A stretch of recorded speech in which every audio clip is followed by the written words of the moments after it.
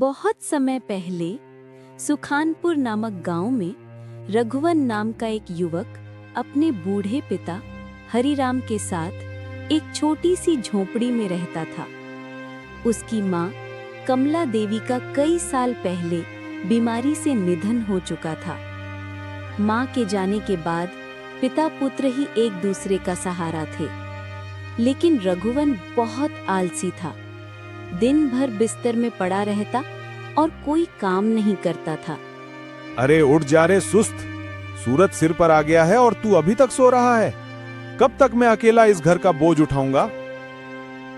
अरे पिताजी, अभी तो सुबह हुई है, इतना चिल्लाने की क्या जरूरत है? सुबह? दोपहर के 1 बज रहे हैं। मैं खेत से थक कर आया हूं और तू अभी तक बिस्तर में पड़ा है। तेरी माँ होती तो तुझे देखकर रो पड़ती। तो क्या आप मुझसे तंग आ गए हैं पिताजी? नहीं बेटा, मैं तुझसे तंग नहीं, पर चाहता हूं कि तू मेहनती बने, गांव के लोग तेरी इज्जत करें, यही मेरी आखिरी इच्छा है।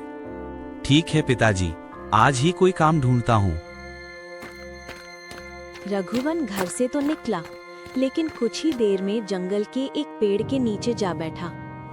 हो, ये गांव वाले क्या समझते हैं खुद को? थोड़ा बहुत काम करके सब अकड़ते हैं। मैं भी एक दिन बड़ा आदमी बनूंगा, पर पहले थोड़ी देर आराम कर लूं। वो फिर से पेड़ के नीचे सो गया। उसी वक्त उस रास्ते से पंडित विद्यानंद गुजर रहे थे। अरे रे, जवान होकर दिन दोपहर पेड़ के नीचे सो रहा है, कुछ शर्म है तुझे? पंडित जी, आपको क्या दिक्कत है? मुझे चैन से सोने दीजिए ना। मैं तुम्हारे हित की बात कर रहा हूँ बेटा। तेरे सिर पर मुसीबत मंडरा रही है, सुधर जा। संकट वंकट कुछ नहीं होता पंडित जी, आप जाइए, मुझे नींद आ रही है। विद्यानंद सिर हिलाते हुए वहां से चले गए, लेकिन रघुवन ने उनकी बातों को मजाक समझ लिया। आज भी कोई काम नहीं मिला ना बेटा? पिताजी, मिला होता अगर भोला मेरा दिमाग न खराब करता। उसने फालतू बातें करके सारा मूड खराब कर दिया। बेटा, दूसरों की बातें सुनकर कोई काम नहीं छोड़ता। अगर तूने खोजा होता तो काम जरूर मिलता। ठीक है पिताजी, कल फिर कोशिश करूंगा। लेकिन अगले दिन भी वही हुआ। रघुवन फिर जंगल में जाकर सो गया। समय बीतता गया और हरिराम की तबीयत बिगड़ने लगी।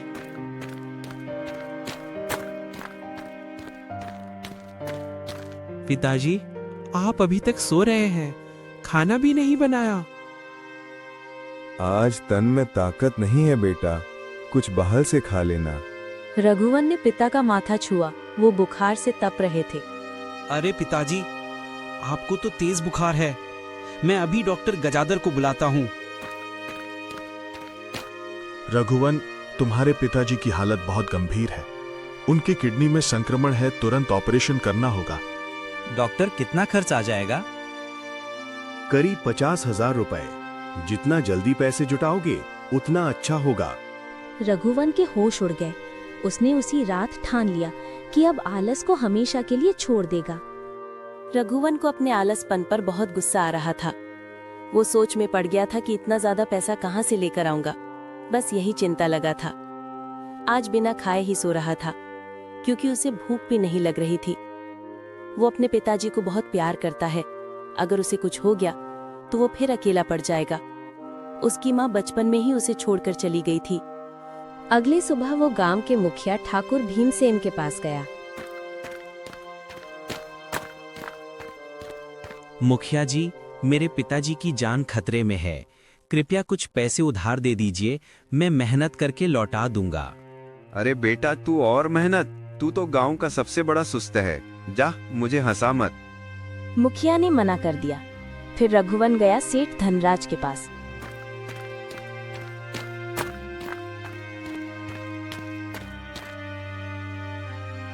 सेठ जी, दया कीजिए, मेरे पिताजी की जान खतरे में है। मैं आपके खेतों में जितना चाहे उतना काम करूंगा, दिन रात काम करूंगा।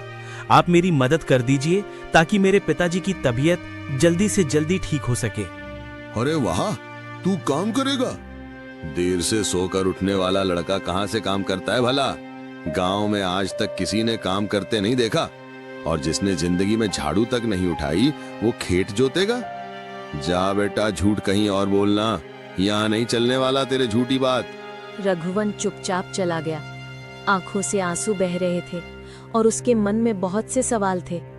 फिर वो उसी जंगल की ओर जाने लगा। जंगल पहुंचते ही उसी पेड़ के नीचे जाकर बैठ गया। हे भगवान, मैंने कितना बड़ा पाप किया।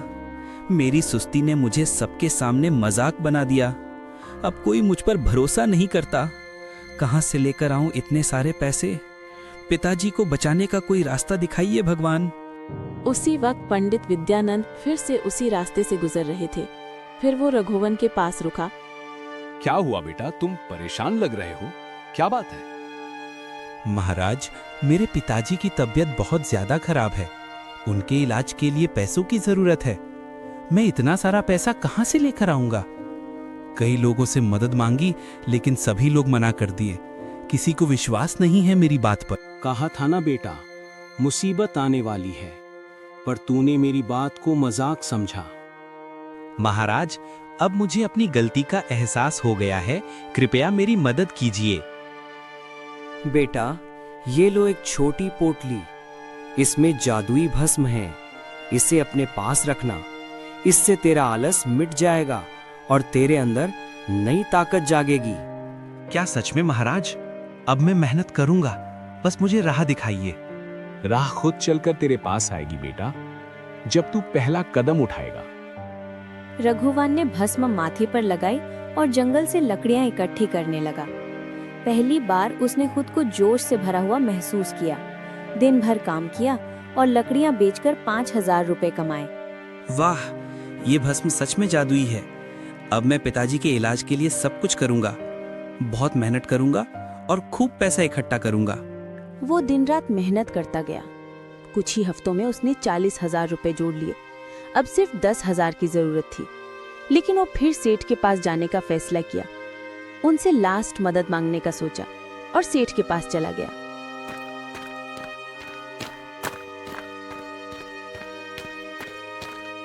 सेठ जी, इस बार मुझ पर भरोसा कीजिए।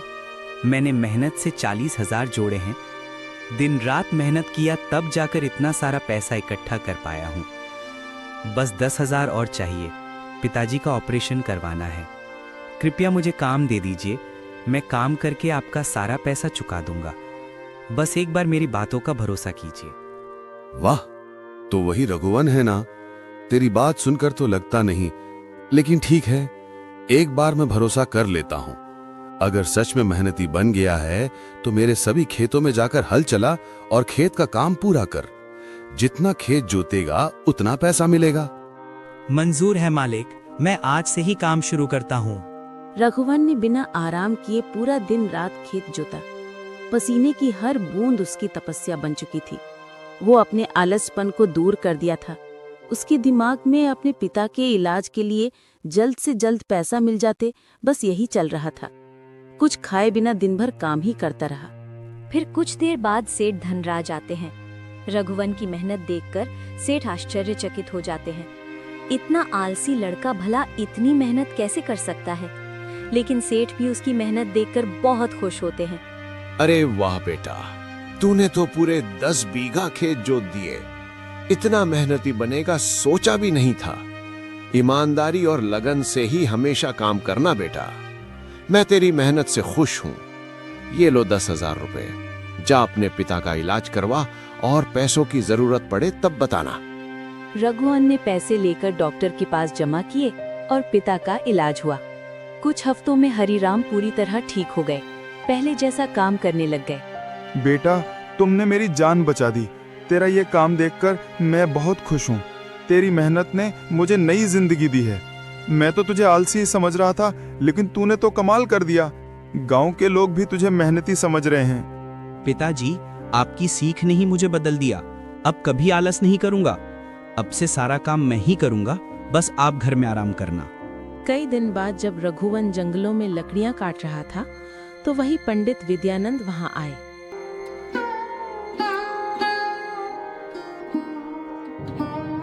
महाराज, आपकी दी हुई भस्म ने तो मेरा जीवन बदल दिया। आज जो कुछ भी हूँ सब आपकी भस्म और दुआ से हूँ। आज मैं मेहनती इंसान बन गया हूँ।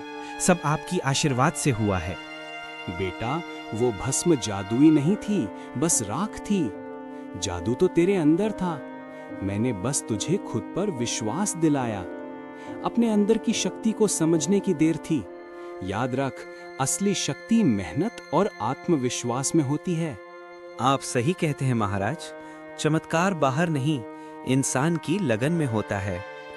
पूरी मन और लगन से कोई भी काम करो तो हर चीज संभव है।